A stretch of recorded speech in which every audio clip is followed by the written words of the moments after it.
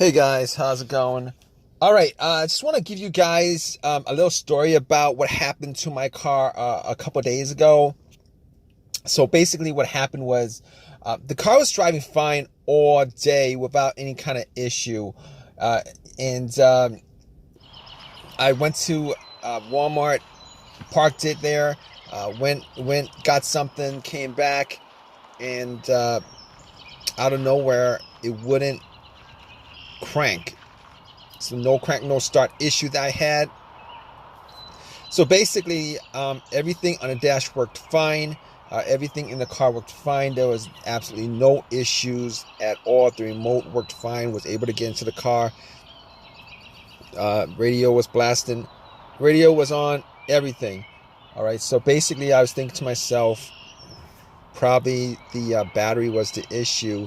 So what I did was I turned on the headlights, went out and checked out the beam, just to give me a gauge on how bright the headlights were.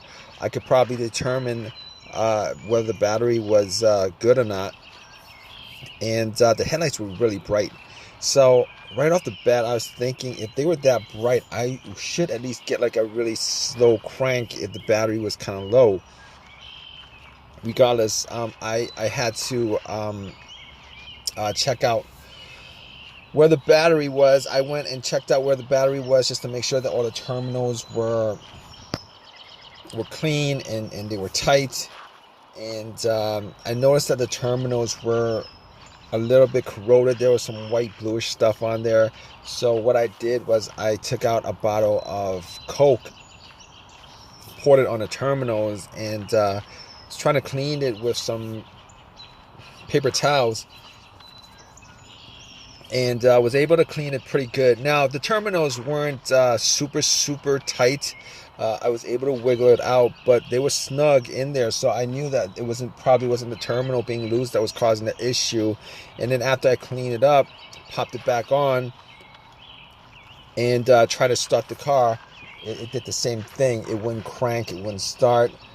But everything else seemed to be working all right. So at that point, I was thinking to myself, all right, maybe it could be a weak ground wire. If you guys don't know what where the ground wire is, the main ground wire is pretty much the negative terminal, and most of the time it connects to the frame of your car.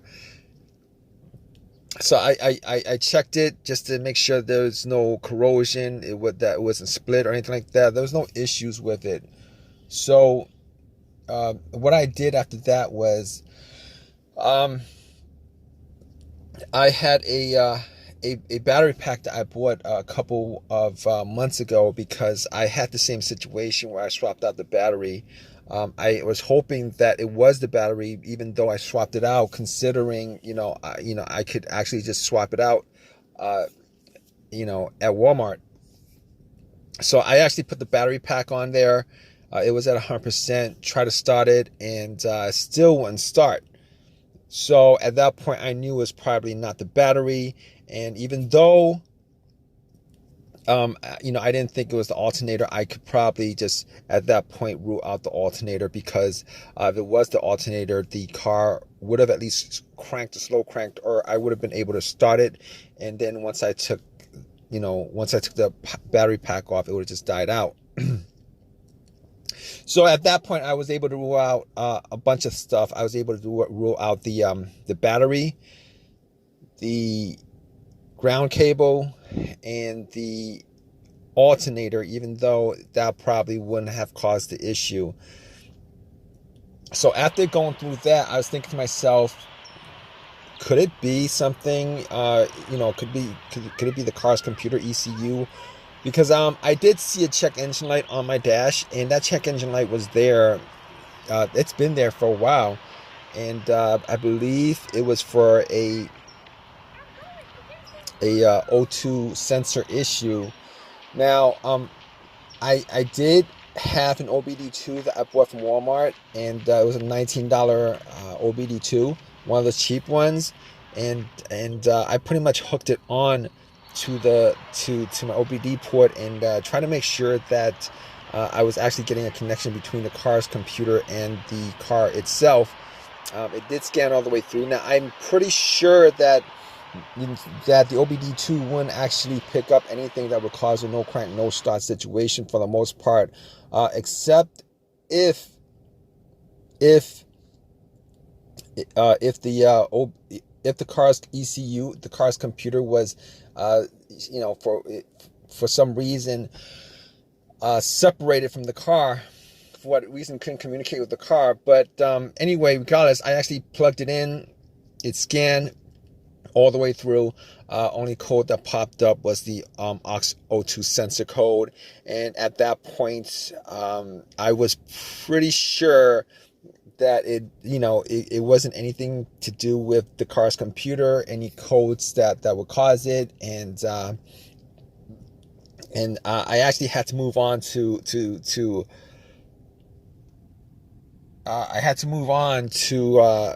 some other troubleshooting outside of that, because that wasn't causing the issue. So basically, I got to a couple of things, which were the fuses and the relays, which were highly capable of causing a situation like this. And got to the fuses, checked out all the fuses, just to make sure that none of them were blown. And I was actually looking at them. Now, I didn't have a fuse tester on me. I didn't think it was the fuses. Now, the two situations that I've had where fuse would cause a situation like that, one of those situations was a Honda that I had where the main fuse blew, and I was getting no power throughout the whole entire car. The main fuse was the fuse that connected the battery to the fuse box itself. And that was the previous situation that I have, and I'm pretty sure that wasn't the same situation that I had, so I could rule that out, because I was getting power to everything except it wouldn't start. Now, the other situation I had pertaining to a fuse that caused a no start situation was actually a crank no start situation, and I think one of the fuses actually blew. Then that fuse was connected to the ECU or the fuel pump. And I remember once I changed out that fuse, the car would crank, but it wouldn't stop. Once I changed out that fuse, it was able to start up. So I could rule out those two situations as being, related to a fuse issue that would cause this situation that I had. So,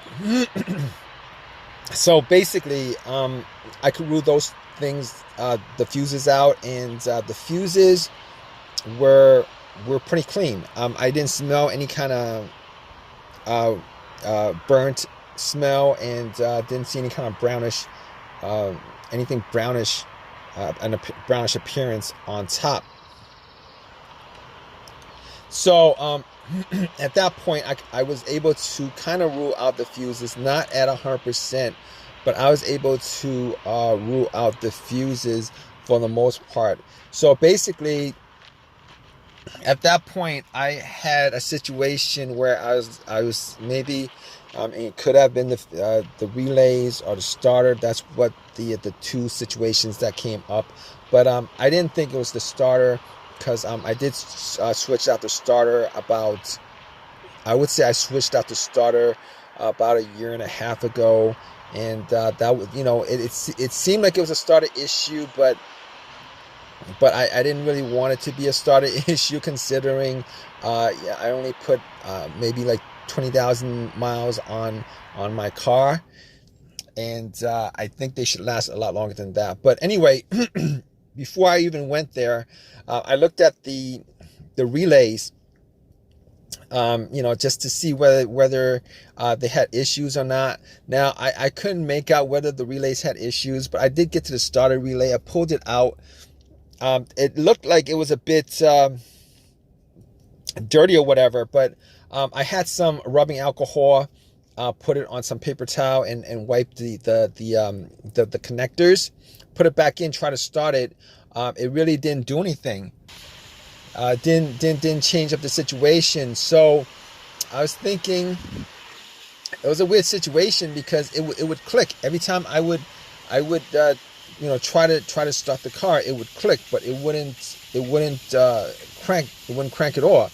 Normally when it clicks, it normally means that the relay is working, because that's what the relays do. When there's electricity going through, that it clicks to connect the connection, to whatever it's relaying the electricity to. But regardless of that, I actually had another relay that I was able to swap out with that, and I actually was looking for another relay with the same, with this a similar relay in the box, and I was actually able to find one. And what I did was I took that relay out, and I swapped it with with the other relay, and I went back and tried to start it, and guess what? Bam! It started up. It worked without a problem. And at that point, I knew that it was the relay that was the problem. All right. So it was a pretty easy fix. I drove to AutoZone, which was within that whole shopping center. Swapped out the relay, and that was like 3 days ago. Haven't had a situation since. I've been driving the car, turning it on, off, for 3 days. Haven't had that situation at all.